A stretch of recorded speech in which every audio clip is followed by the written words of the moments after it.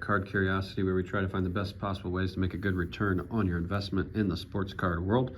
And one of the best ways to get a good ROI in this sports card hobby is by grading cards. And when you send in cards to PSA or SGC and they're high quality and they get a score of 10, gem, mint, something like that, like 9s and 10s is how you're going to make a whole lot of profit here. And so today, this is just going to be a video where we kind of walk through the different individual cards that we've been actively buying and are getting ready to send to PSA, so you have an idea of what we're looking at. And I guess the couple things that we're always looking for, we want to try and pair anything we send to PSA with, basically, we want it to be a player that we think has tremendous upside in the next 6 to 12 months, meaning that their cards might be down today, or there's some kind of event coming up that they could very possibly see their cards rise, even if we don't happen to get a 10, right?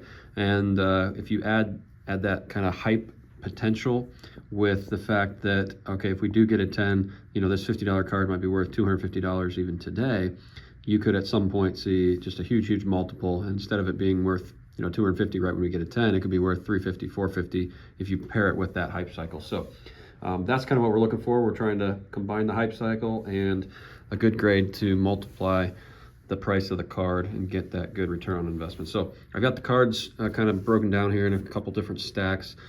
First, we'll go through our basketball stack here. And, we found a few Wemby cards here in a couple boxes we've recently ripped open. And, at this point, we're going to try to send in almost every Wemby card that we have if we think it will gem. Most of the time, even, these cards aren't super valuable, but we think we can get $50, $60, $70 at a minimum on them if they end up gemming, okay?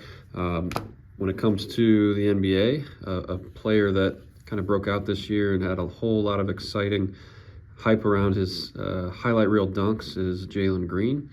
And this may end up being a bit of a longer hold for us than I would like it to be, but the plan here would be to buy, grade, and try to sell near the start of the NBA season, or when he starts to make a few big plays and these Sports Center top 10 kind of dunks, okay?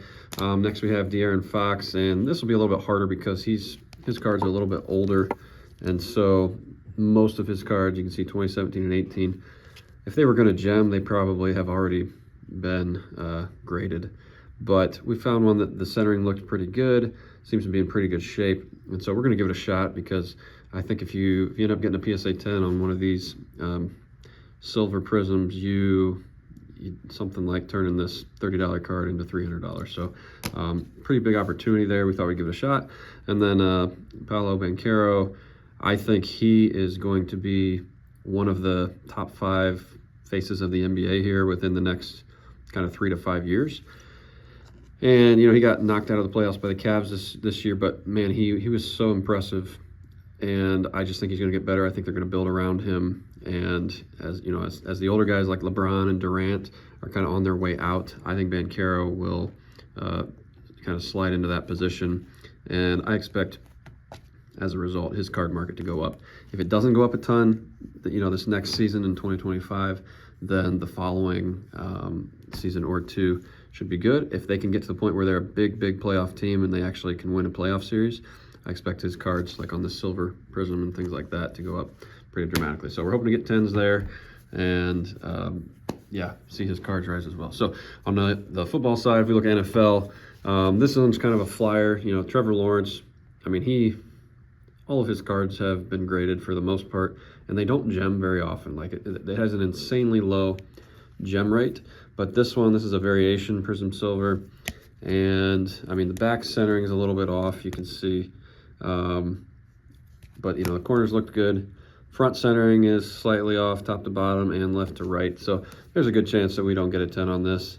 But if you do, then this card jumps from $50 to a crazy amount of money. So we're gonna try to do that with Trevor Lawrence here. Hendon Hooker being a backup right now, his cards are pretty cheap, and you can turn this from a $10 card to a $100 card if it gems, which is pretty nice. But if you add the fact that, man, maybe the Lions, maybe he can generate some buzz in spring training, maybe he has a chance to take some snaps for them and look good because Jared Goff gets hurt, something like that, you can see his card prices jump pretty quickly. So for a $10 card, we thought we'd roll the dice on these and see kind of what happens.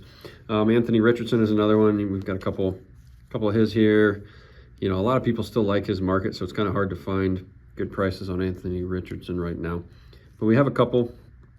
We'll give him a shot. Again, same thing. I think he's a pretty exciting player. If he can stay healthy, he's going to make a whole lot of plays and get a chance to really just kind of show off, and that will lead to some hype and push his card prices higher, we think. So try and grade and gem as many as we can there. And then Will Levis was kind of a surprise last year. Stepped in at quarterback for the Titans, looked pretty good, and I'm not really banking on him being that good this year. My plan with Levis would be to sell in spring training after he has a little bit of hype and buzz around him. I don't really want to roll the dice and expect him to be, the next Brock Purdy or anything like that. But I think you can make good money on his cards here if you gem and let them kind of ride until spring training.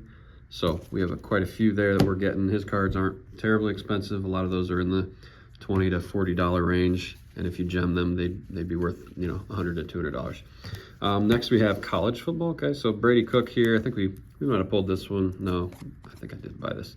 We'll try to grade this. Cook is a guy that will be a little bit more risky. He's on a really good team. I just don't know how much buzz he's going to get. That's kind of the big question there. It's not a super valuable card, but I bet if we gem it, it only costs a couple dollars, and we could sell that thing for 50 or so. We have Jalen Daniels. We've talked about him before. Should be one of the more exciting quarterbacks this year. Riley Leonard at Notre Dame, same thing. Carson Beck, same thing. Heisman contender, top 5 draft pick most likely. And then Shedeur Sanders on the yellow out of 75. That's a really nice one as well. And so all of these cards I expect to go up regardless at some point this fall. That's going to be kind of the target for most of the college ones, is to sell at the start of the college football season and maybe hang on to a few just to see how the players do. I bet during the college football playoff, you would see these kinds of cards rise dramatically if you're holding players on winning teams and stuff. So last stack of cards here is baseball. So start with just a kind of a flyer of a prospect here that is doing pretty good for the Cleveland Guardians. That's a refractor autograph, not super expensive, but as you know with baseball, if a prospect can generate some buzz around the time they're getting close to being called up, you should see their card prices shoot higher. We have this Ellie De La Cruz that we received as a replacement from a damaged autograph that Topps sent us. We sent in a redemption for Riley Green. It arrived damaged, and they replaced it with this. So pretty good trade there in my opinion. They're probably about equal value, and Ellie, of course, is always super hot. Love his market. And if we can get a 10 on that, I think it's a $300 to $400 card. Next, we have the brand newly released 2023 Topps Chrome Platinum Anniversary Edition, and came out a little bit late, but you get a nice Gunnar Henderson out of $4.99 here. And yeah, we're gonna try to grade that. Maybe the centering's off just a hair, but we paid $40 for this. I bet we can get $125 or so if we end up getting a 10 on it. So that's what we'll try to do. We have this really nice Adley Rushman autograph with a patch from Topps Pristine. It's an on-card auto, which is always nice. And the patches can be hard to grade, but it looks to be in pretty good shape. We grabbed this on Facebook Marketplace for $185, I think, which seemed pretty reasonable. If it grades well and gets a 10, I think it's easily a $300 card. And then finally, we just have a stack of Junior Caminero Topps Chrome Black rookie card autographs. And if you're wondering, well, Caminero, I thought he was back down in AAA. You're right, he is. And I think that's causing his card prices to be a little bit lower, a little more affordable right now. And everything I'm hearing is he's hitting the cover off the ball in AAA. It's just a matter of time before they bring him up. And I'm hoping when he gets called up that he gets gets some playing time, gets to hit the ball hard, and gets a chance to show everyone what he can do and generate a little buzz around him. He's not on a great team, unfortunately, but I think there's a world here where, you know, these cards are right around $75 each, and if they gem, I think we can get 200 immediately. And if he starts getting called up and playing well, and maybe he's in the running for Rookie of the Year, you can see these were $300 or so at that time. So that's kind of the play. That's what we're looking for. Those are the cards that we have ready to go for our next PSA submission. Let's see how we do. I always enjoy sending cards to PSA. It's usually pretty good experience. They've been quicker on it, and yeah. So hopefully this helps.